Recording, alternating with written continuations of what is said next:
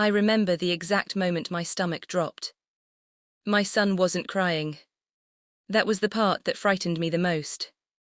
He sat quietly on the edge of our porch, still wearing the little blue sweater I had ironed for him that morning. There was white frosting on one sleeve, a tiny smear of chocolate near his wrist, and in both hands he carefully held a paper napkin folded into a perfect square. I knelt in front of him. "Daniel," I whispered, "what happened?" He looked up with those calm brown eyes that always seemed older than his 8 years. "They said the cake was only for invited kids." He didn't sound angry. He sounded like someone repeating a rule he had simply accepted. Then he unfolded the napkin. Inside was a tiny piece of broken chocolate frosting that had fallen onto it when the plate was pulled away.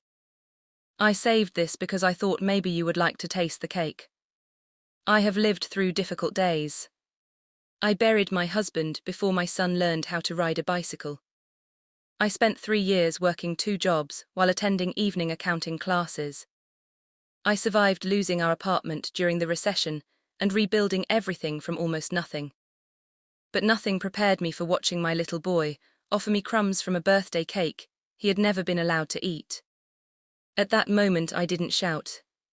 I didn't walk across the street. I didn't call the neighbors. Instead, I wrapped my arms around my son and held him until the evening air turned cold. Because this story doesn't begin with a birthday party. It begins many years earlier. Welcome back to Revenge Cold Stories. Before we go any further, drop your first name and the city you're watching from in the comments. I'd love to know where you're listening from. And if stories about quiet justice and unforgettable moments are your kind of stories, don't forget to subscribe.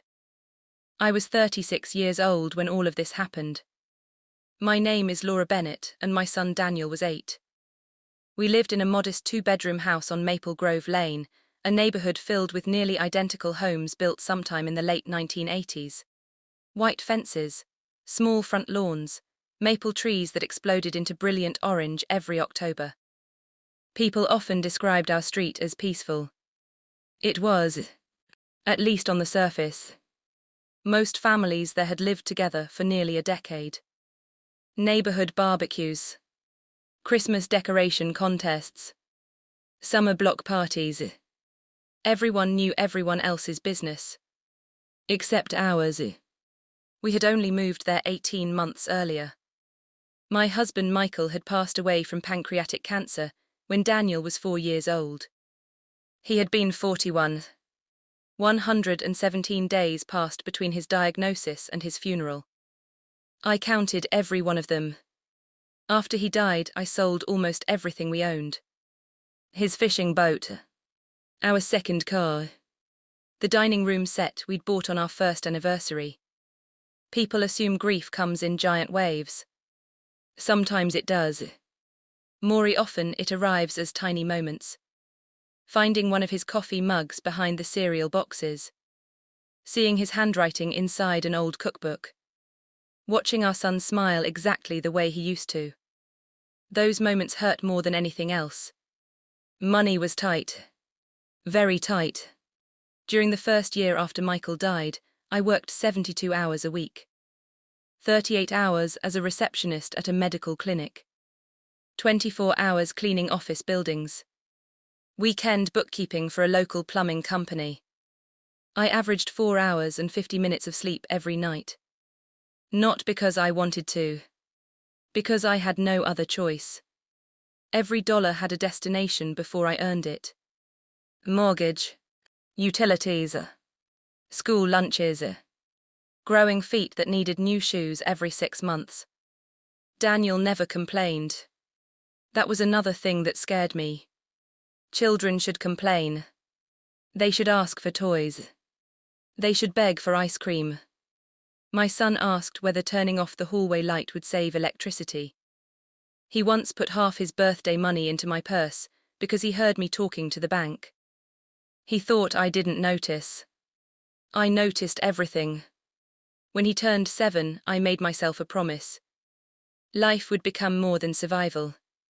I enrolled in online certification courses. Every night after Daniel went to bed at 9:00, I studied accounting until 1 or 2 in the morning. Spreadsheets, tax regulations, payroll systems, financial reporting.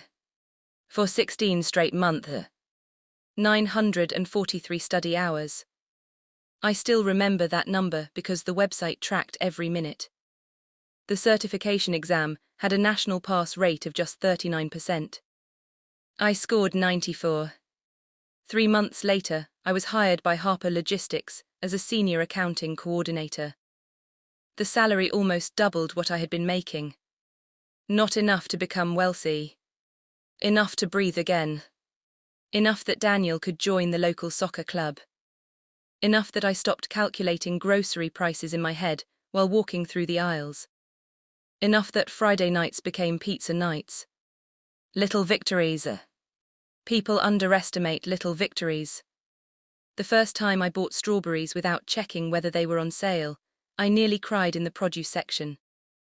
That sounds ridiculous until you've spent years deciding between fruit and laundry detergent. Daniel noticed every improvement. Not because I told him. Because children notice hope. He laughed more. He slept better. He invited classmates over after school. He started drawing pictures filled with bright colors instead of grey pencil sketches. I kept every one of them. The neighbors noticed our routine too. Especially the family directly across the street. Richard and Melissa Carter. They were the kind of couple everyone seemed to admire. Richard was 44. Regional sales manager. Always perfectly dressed. Always mowing his lawn in neat diagonal lines. Melissa was 41. She organized neighborhood events. Hosted holiday cookie exchanges. Remembered everyone's birthdays. If someone moved into the neighborhood, she was usually the first person knocking on their door with banana bread. She never brought any to ours. At first I assumed she was simply busy. Then I noticed patterns. Conversations would stop briefly when I joined groups outside. Invitations somehow never reached us. Neighborhood emails occasionally forgot our address. Always small things. Never obvious enough to complain about. Just enough to make us feel slightly outside the circle. Richard viewed life as something people earned. He often said things like, "People usually end up exactly where their decisions take them." On the surface that sounded wise. But over time I realized what he meant. If someone struggled financially, they hadn't worked hard enough. If someone divorced, they had made poor choices. If someone needed help, they should have planned better. His worldview was built entirely around control. He believed good outcomes always came from good decisions. Bad outcomes came from bad decisions. That belief made him feel safe. Because if life was fair, then nothing unexpected could happen to him. Melissa was different. She desperately wanted approval. Every event she hosted had matching decorations. Personalized cupcakes. Perfect photographs. She measured success through other people's admiration. If neighbors complimented her decorations, her entire week improved. If someone criticized even one detail, she replayed it for days. Neither of them was cruel in the obvious sense. They simply believed belonging had to be earned. And somehow, we never quite qualified. Daniel, however, didn't understand invisible social walls. Children rarely do. He waved at everyone. He smiled at mail carriers. He helped elderly neighbors carry groceries without being asked. He believed kindness automatically created friendship. I wish the world always rewarded that belief.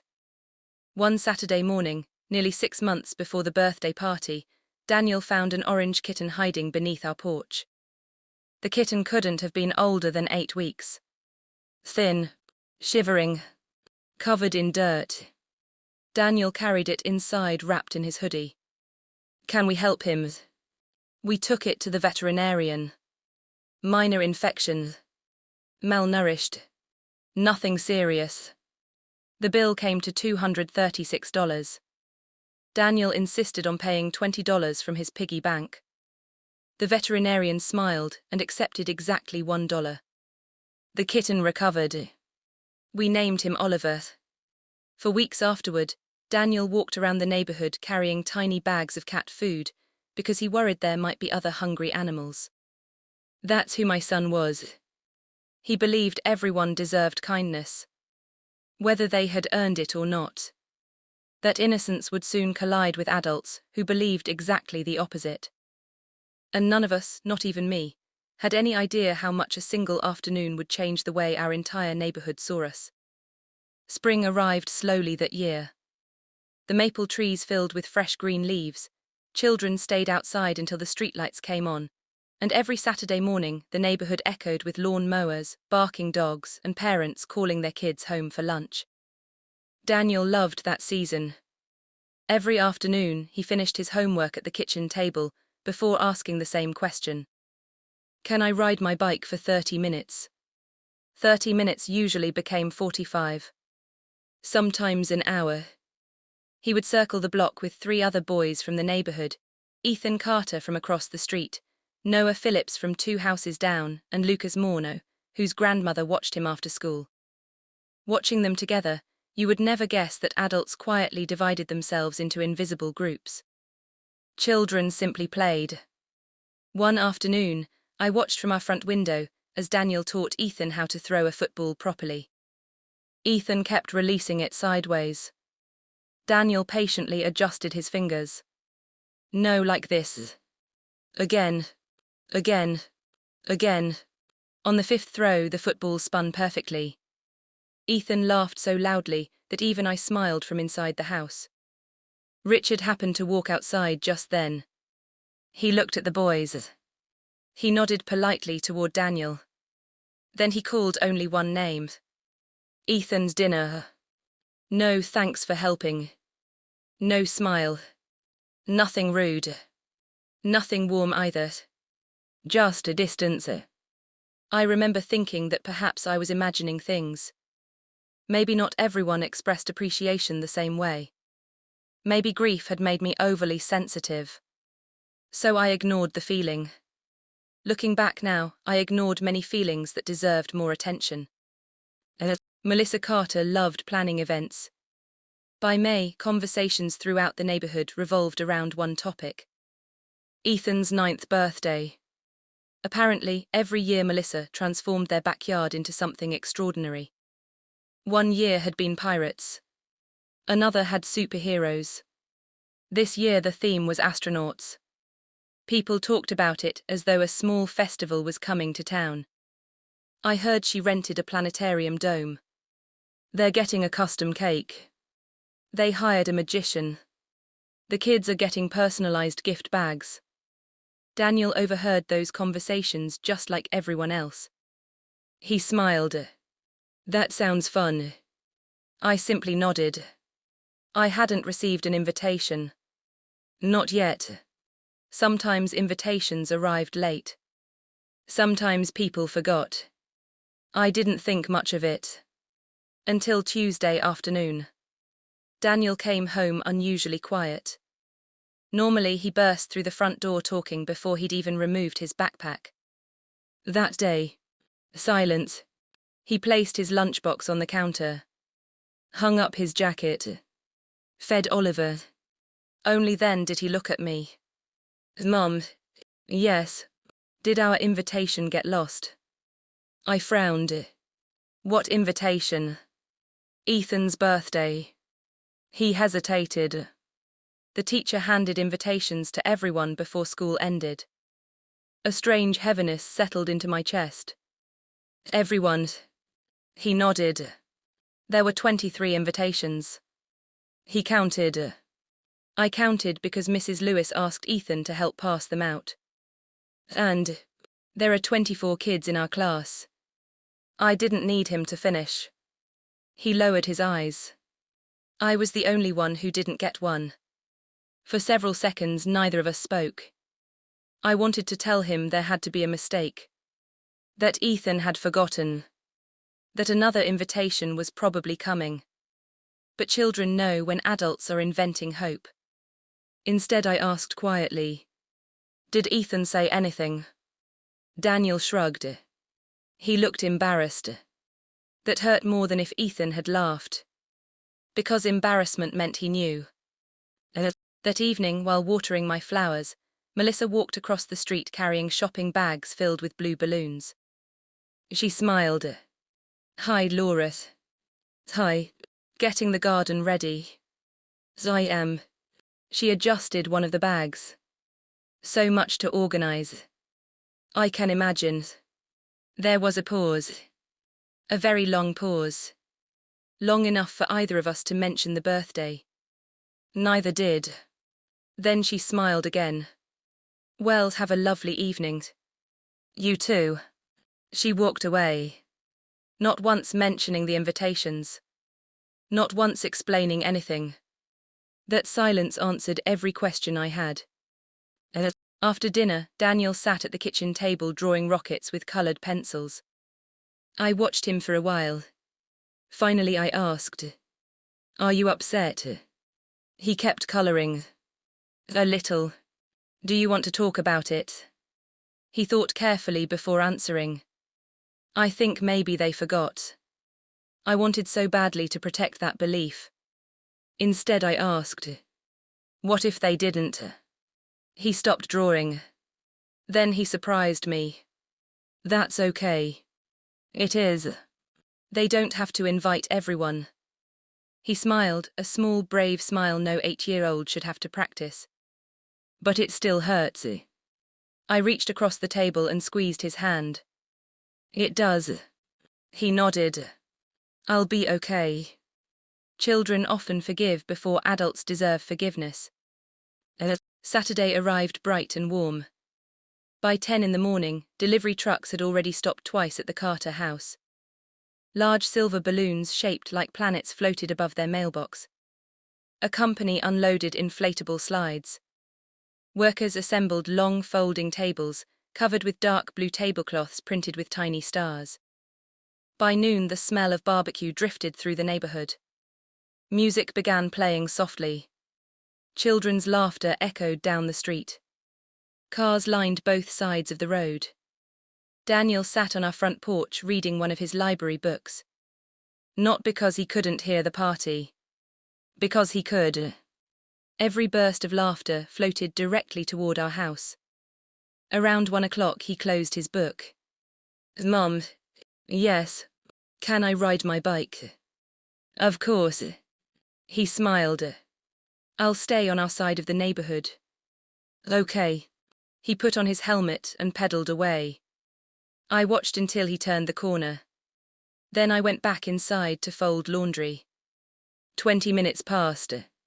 Then 30. Then 40. I assumed he was playing basketball with Lucas.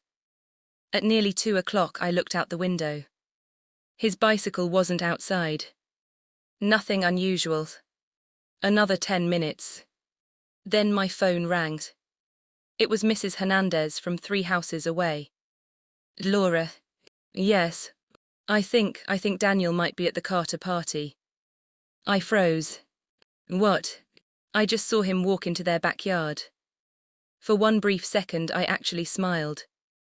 Maybe Ethan had invited him after all. Maybe everything had been a misunderstanding. Maybe. Then something inside me whispered otherwise. I thanked her, slipped on my shoes and walked quickly across the street. Not running. Just walking. Trying not to assume the worst. As I reached the Carter driveway, I heard children counting. A 3, 2, 1. Cheers erupted. Someone shouted, "Cake time." I stepped through the open gate. The backyard looked beautiful. Blue balloons floated everywhere. Children wore paper astronaut helmets. Parents stood chatting beneath white tents. The giant cake sat on a decorated table with glowing stars around its base. For just a moment I searched for Daniel. Then I found him. Standing quietly near the end of the line. Hands folded behind his back. Waiting patiently like every other child. No one noticed me. I stayed where I was. Watching, hopping, praying that I had worried for nothing. A woman I didn't recognize handed paper plates to the children one by one. Chocolate cake. Vanilla ice cream. Each child smiled and walked away. Finally, Daniel stepped forward. She smiled politely and placed a slice on his plate. He whispered, "Thank you." He turned to leave. Then Melissa suddenly noticed him. Her smile disappeared. She hurried over. She leaned toward the woman and whispered something. The woman's expression changed instantly. She looked uncomfortable. Very uncomfortable. She reached toward Daniel. "Oh, sweetheart." Daniel looked confused. She gently lifted the paper plate from his hands. "I'm sorry." Melissa forced a tight smile. "This party is only for invited guests." Daniel blinked. "I know." Her eyebrows lifted. "I just wanted to watch." For a second, nobody spoke. Then Melissa said the words I will never forget. "If you're not invited, you really shouldn't be here." Not loudly. Not angrily. Softly. As though explaining proper manners. Daniel nodded once. "Okay." He turned without arguing. Without crying. Without asking why. He simply started walking toward the gate. And that was the exact moment she noticed me standing there. Melissa stopped walking. For just a fraction of a second, her face lost every carefully practiced expression she had worn all afternoon. The perfect hostess disappeared. She looked caught. Not because she had shouted. Not because she had caused a scene. Because someone had witnessed the quiet part. The part no one expected another adult to see. Our eyes met across the backyard. Neither of us spoke. Children continued laughing around us, completely unaware. A magician was making balloon animals near the fence. Someone turned the music up a little louder. Life continued exactly as if nothing important had happened. Daniel reached me before I moved. He slipped his small hand into mine. His palm felt cold. "I was just leaving," he said softly. "I know." He looked up at me. "I shouldn't have come." I knelt so we were eye level. "No." I brushed a bit of frosting from his sleeve. "You shouldn't have been treated that way." His eyes searched my face. "Are you mad?" "Not at you."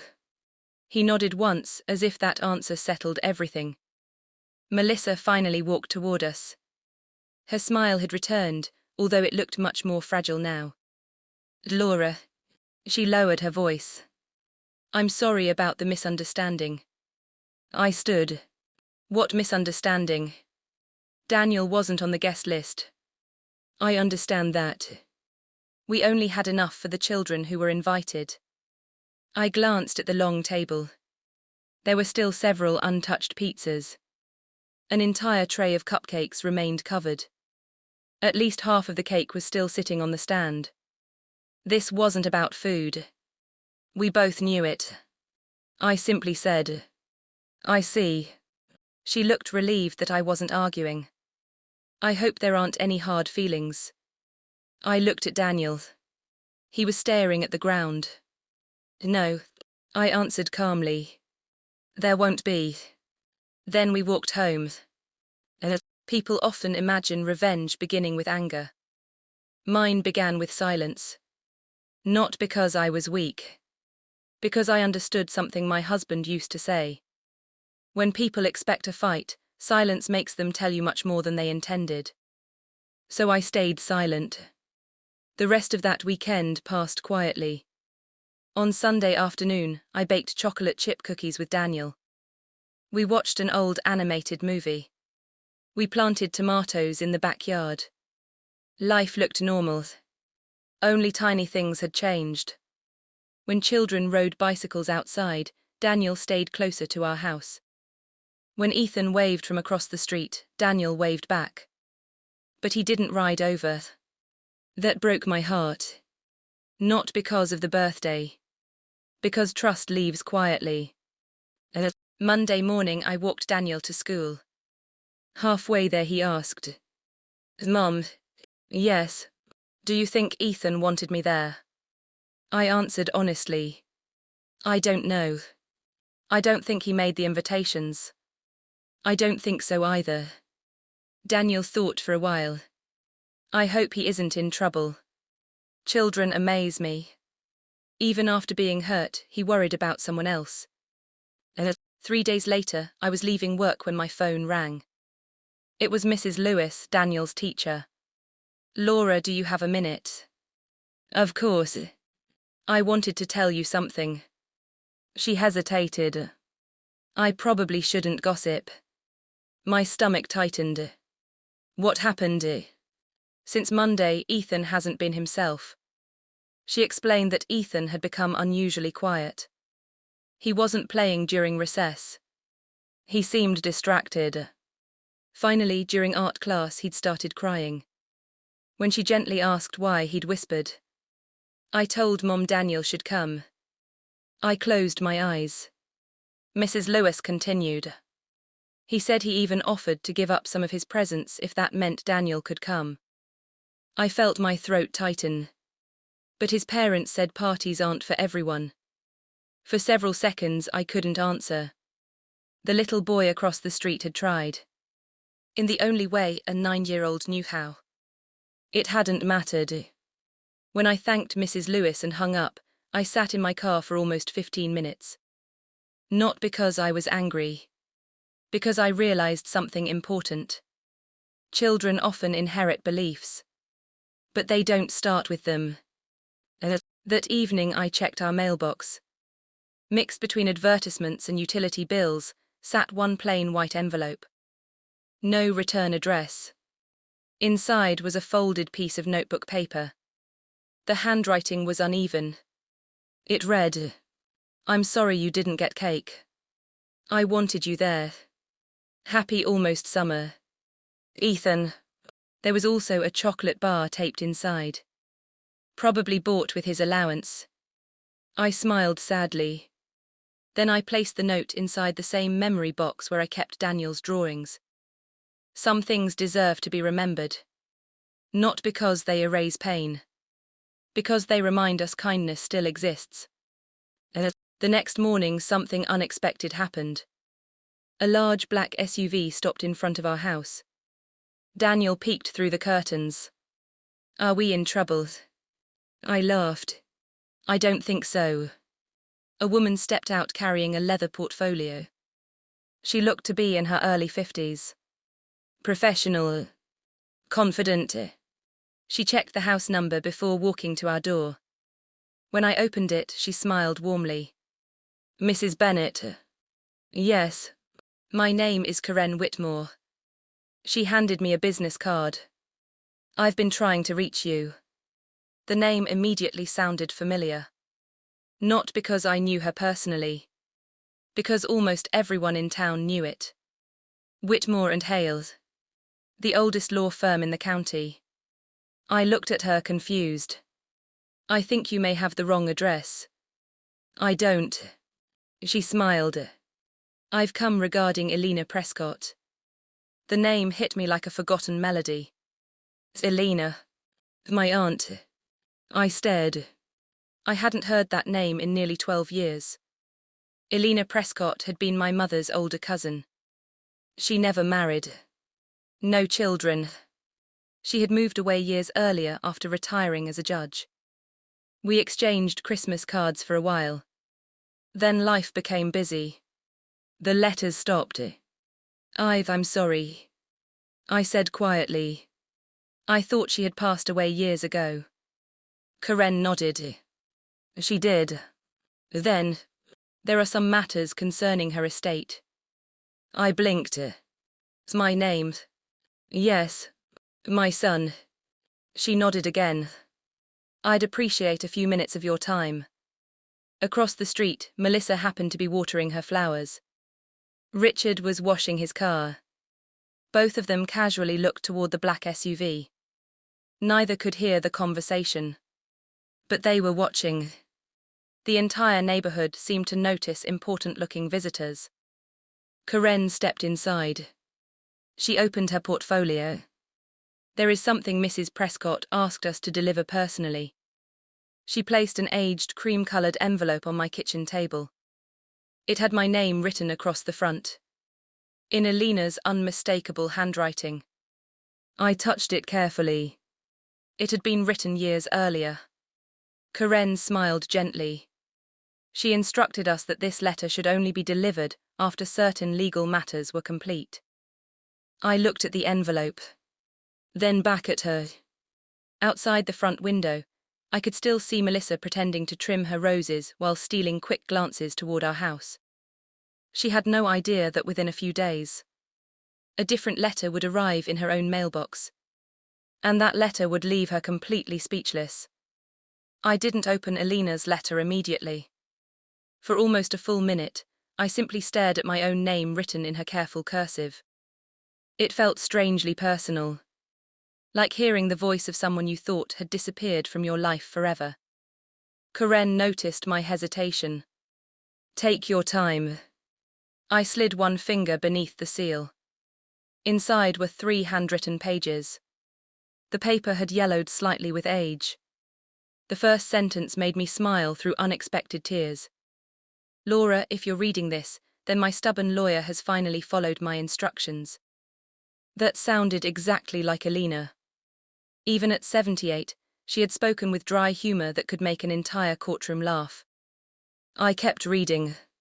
She wrote about watching me grow up, about how proud she had been when I earned a college scholarship, about Michael, about Daniel. She apologized for losing touch after moving across the country. Then came the part that changed everything. Several years before her death, Alina had quietly established a charitable trust. Its purpose wasn't to fund universities or hospitals. It was much simpler. She wanted children to grow up in communities where they never had to feel excluded because of money, family circumstances, or social status. The trust would provide grants for neighborhood programs, libraries, youth activities, and community events. At the end of the letter, she explained why my name appeared in her documents. "I have watched many intelligent people manage large amounts of money poorly. I have watched a few kind people manage small amounts wisely. You have always belonged to the second group. If my trustees agree, I hope you will help guide this work." I lowered the pages. "I don't understand." Karen smiled. "The trustees agreed. What exactly are you asking me to do?" "Mrs. Prescott appointed you as the community representative. I have no experience running a foundation. You have experience making careful decisions." "That's different." "According to Alina," Karen said gently, "it isn't." She slid another folder across the table. Inside were documents explaining the trust. Its initial value. Its yearly distribution. Its governance. The numbers made me blink. I looked at them twice to be sure I hadn't misunderstood. Then a third time. Karen noticed. "Yes." She smiled. "It surprises most people." I slowly closed the folder. "I need time." "Of course. There must be people far more qualified." "There are." She nodded. Alina intentionally chose someone she trusted instead. After Karen left, I sat alone in the kitchen for almost an hour. Not thinking about money. Thinking about responsibility. Outside, life continued normally. Children rode bicycles. Mail trucks passed. Richard finished washing his SUV. Melissa chatted with another neighbor. No one knew that my entire week had just changed. That evening Daniel asked, "Who was the lady?" I smiled. "Someone who knew a relative of mine." "Are you in trouble?" I laughed. "No." "Then why were you crying?" "Children notice everything." I was remembering someone. He nodded thoughtfully. "Sometimes I remember Dad and cry too." I reached across the table and squeezed his hand. So do I. He smiled. I think that's okay. It is. Then he changed the subject completely. Can Oliver have a tiny piece of chicken? Life with children works that way. The biggest conversations often end with questions about pets. 2 days later I accepted. Not because of the size of the trust. Because I kept hearing Alina's words. Communities where children never feel excluded. Those words refused to leave me alone. The first trustees' meeting was held the following Wednesday. There were 6 of us. Karen, a retired school principal, a certified financial advisor, a pediatrician, a local non-profit director, and me. I felt completely out of place. Until the discussions began. Everyone talked about budgets, legal structures, investment returns. When the conversation shifted towards selecting the Trust's first community project, silence filled the room. People suggested scholarships, building repairs, equipment purchases, all worthwhile ideas. Then Karen looked toward me. What do you think? I hesitated. I think. Everyone waited. I think children remember how adults make them feel much longer than they remember gifts. The room stayed quiet. I continued. If we're trying to strengthen communities, maybe we shouldn't start with buildings. What should we start with? A sense of belonging. The retired principal leaned forward. What do you mean? I told them about neighborhood events. About children quietly standing outside circles they didn't understand. About invisible lines adults drew without realizing who was watching. I never mentioned names. Never mentioned birthdays. Never mentioned Daniel. I simply described what exclusion looks like through a child's eyes. When I finished, no one spoke for several seconds. Finally, the pediatrician nodded. I've seen exactly what she's describing.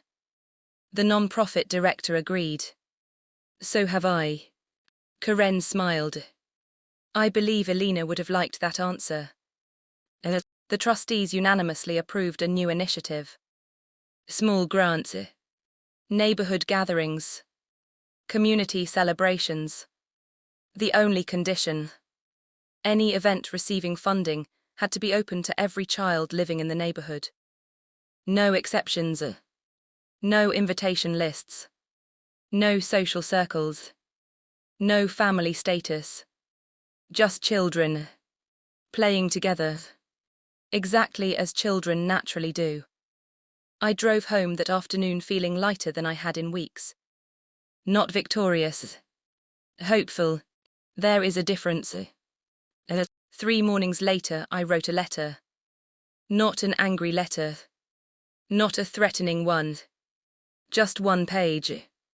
Simple. Respectful. I addressed it to Richard and Melissa Carter. I wrote that I understood they had every right to choose who attended a private birthday celebration. I also wrote that I hoped they would consider how children remember moments adults quickly forget. Then I included 1 additional paragraph. I explained that I had recently accepted a volunteer position, helping oversee community grants established through Alina Prescott's charitable trust. One of the first neighborhood initiatives would soon be announced.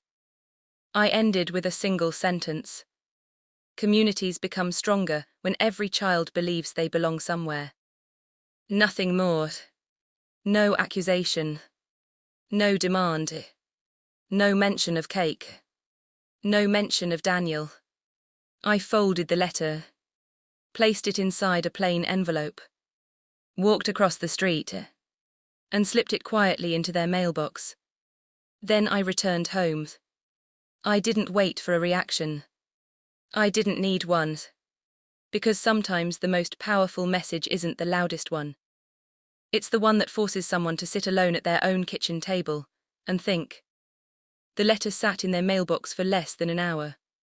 I know because around 5 that afternoon I happened to be watering the flowers near our front porch when Richard pulled into the driveway. He checked the mailbox automatically, tucked the envelopes beneath his arm and walked inside without another thought. Nothing dramatic happened. No shouting. No one stormed across the street. No angry knock came at my door. The neighborhood remained as peaceful as ever. From the outside, it looked like an ordinary Wednesday. But ordinary days often carry extraordinary conversations behind closed doors. The next morning, I stepped outside just before 7 to collect the newspaper. Richard was already leaving for work. Normally, he gave a brief nod. That morning, he actually stopped. He looked as though he hadn't slept well. Dark circles framed his eyes. Morning. Good morning. He hesitated. I received your letter. I assumed you had. Another pause. I didn't realize. He stopped himself. Didn't realize what?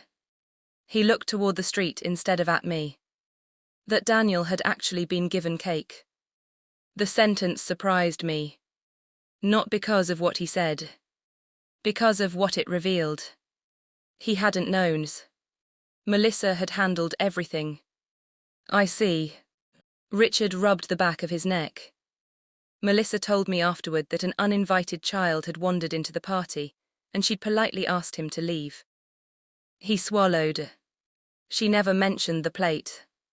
I didn't answer. There wasn't anything useful to say. He sighed. I'm sorry your son experienced that. I appreciated that he said your son instead of the boy. Small differences matter. Thank you. I wish I'd known. I believe you.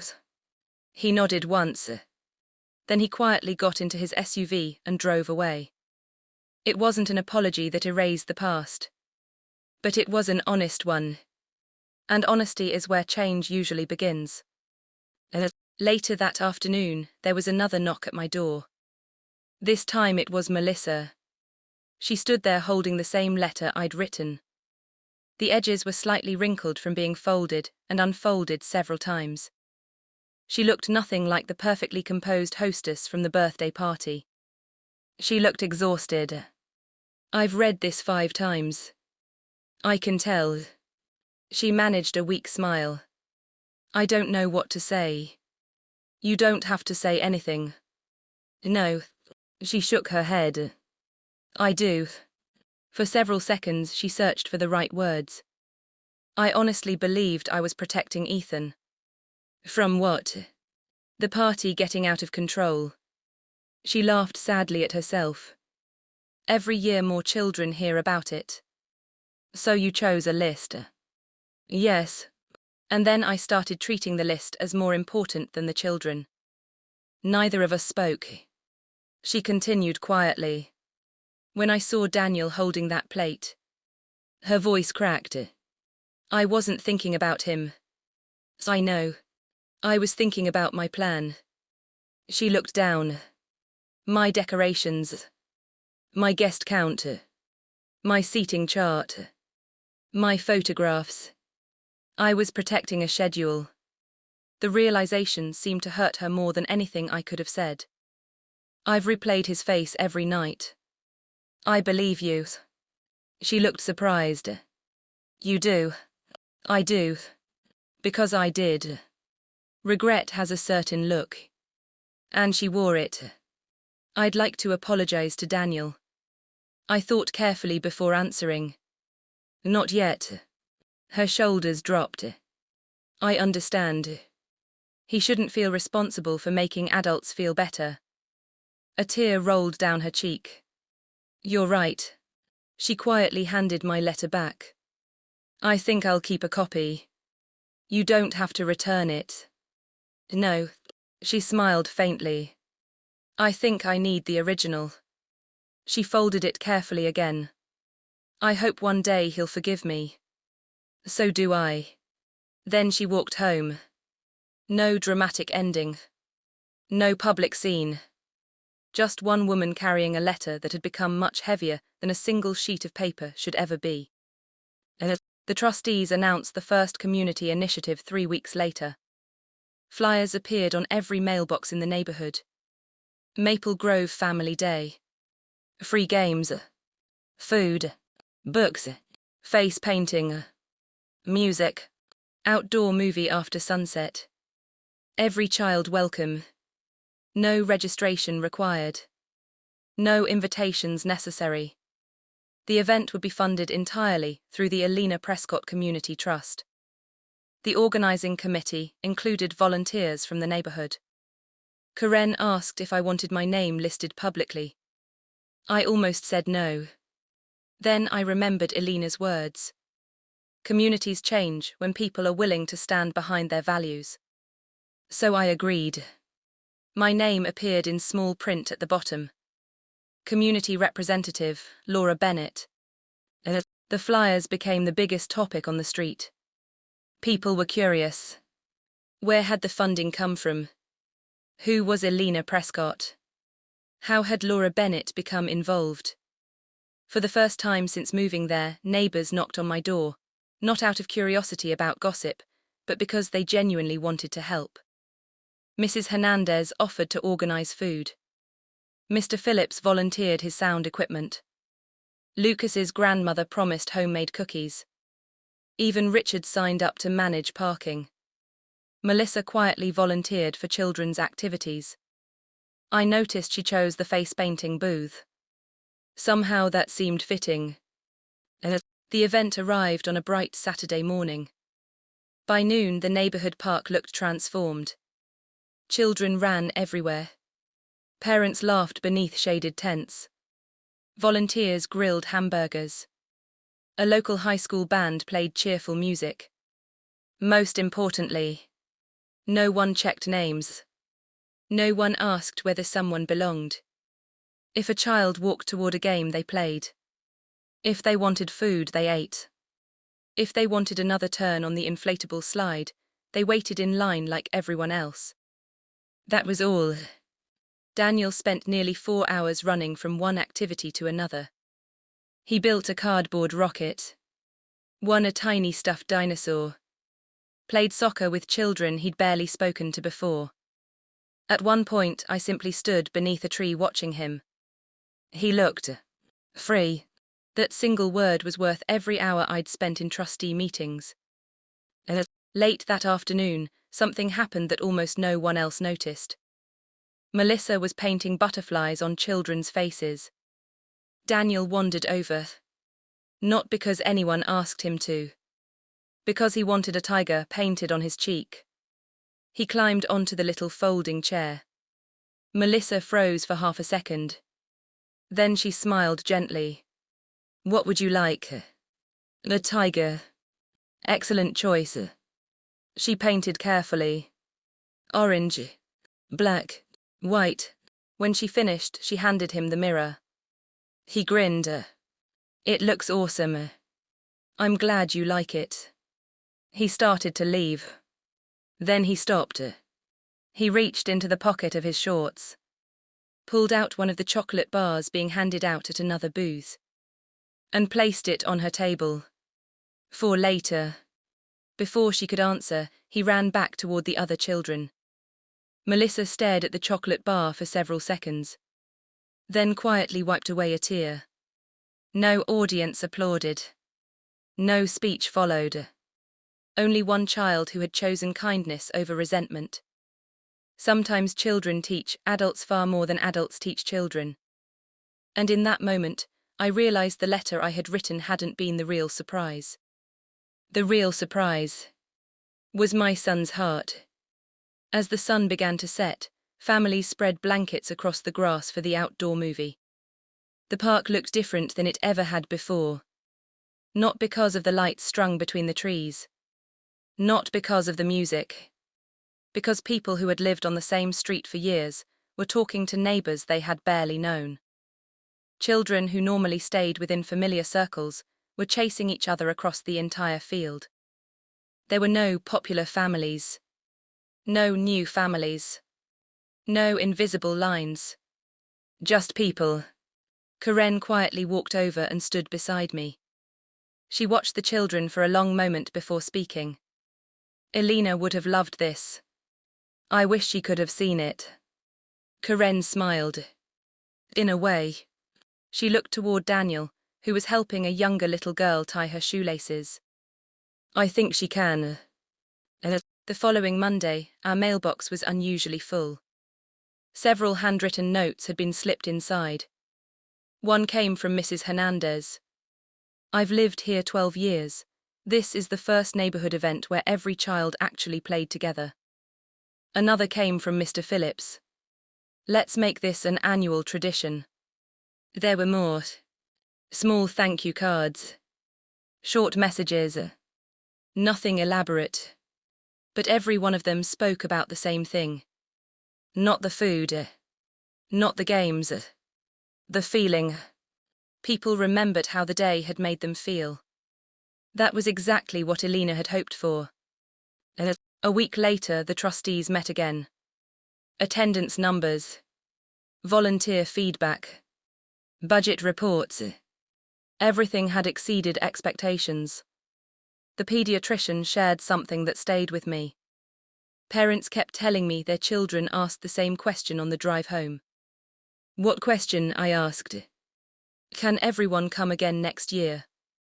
The room smiled. Children had understood the event better than adults ever could. Life slowly returned to normal. Or perhaps, to a better version of normal. Daniel and Ethan began playing together again. Not immediately. Trust grows slowly. One afternoon I looked outside and saw them sitting on the curb, trading baseball cards. No awkwardness. No mention of birthdays. Just two boys arguing about which player had the better batting average. Exactly as it should have been. Richard often waved when he saw me now. Sometimes we'd exchange a few words about gardening or the weather. Nothing extraordinary. Just neighbors. Melissa remained quieter than before. She no longer tried so hard to appear perfect. Oddly enough, people seemed to like her more because of it. She had stopped performing. She had started listening. Nearly 6 months after the birthday party, another invitation arrived. This one was hand-delivered. Melissa knocked on our door. When I answered, she handed Daniel a small envelope. This one's for you. He opened it. Inside was an invitation to Ethan's 10th birthday. At the bottom, written in Ethan's own messy handwriting, were the words, I hope you come first. Daniel looked at me. Can I? I smiled. Only if you want to. He didn't answer immediately. He thought about it. Finally he nodded. I do. Melissa looked relieved. Thank you. Daniel looked up at her. Can I bring Oliver's picture to show Ethan? She laughed through tears. I think Ethan would love that. That birthday was nothing like the previous one. It wasn't bigger. It wasn't more expensive. In fact, it was simpler. Homemade decorations. A smaller cake. A few games in the backyard. But there was one noticeable difference. Every child on Maple Grove Lane had been invited. Every single one. Some people later joked that the guest list had become too long. Melissa simply smiled and replied, I'd rather buy an extra cake than let one child wonder why they weren't welcome. She never looked at me when she said it. She didn't have to. People sometimes ask whether I felt satisfied after everything that happened. Whether sending that letter was my revenge. The truth is, the letter wasn't revenge. It was an invitation. Not to a party. To reflection. I could have humiliated my neighbors. Posted online. Started arguments. Forced public apologies. Instead, I gave them the opportunity to become better than they had been. The remarkable thing was, they accepted it. Not immediately. Not perfectly. But genuinely. That's much harder than simply feeling embarrassed. Daniel is older now. Every once in a while he'll mention the cake day. Not with sadness. more like someone remembering an important lesson. One evening, years later, I asked him if he remembered what hurt the most. He surprised me again. It wasn't losing the cake. What was it? I thought maybe I didn't belong. I reached across the table and held his hand, just as I had years before. You always belonged. I know that now. Then he smiled. I think some adults were still learning. He was right. They were. Maybe we all are. I've come to believe that exclusion is rarely built from one cruel decision. It's a system. A quiet system of assumptions. Of habits. Of deciding who naturally belongs and who doesn't. Most people don't even realize they're participating in it. Until one day they see the world through the eyes of a child, standing in line with a paper plate that is gently taken from his hands. Sometimes a system changes because someone shouts. Sometimes it changes because someone writes a single honest letter. And sometimes it changes because one little boy, after every reason not to, still chooses kindness. If this story made you think, tell me in the comments. Have you ever experienced a moment where someone quietly made you feel like you didn't belong, and how did you respond? Thank you for spending this time with me. If you enjoy stories where quiet dignity speaks louder than anger, subscribe to the channel and I'll see you in the next one.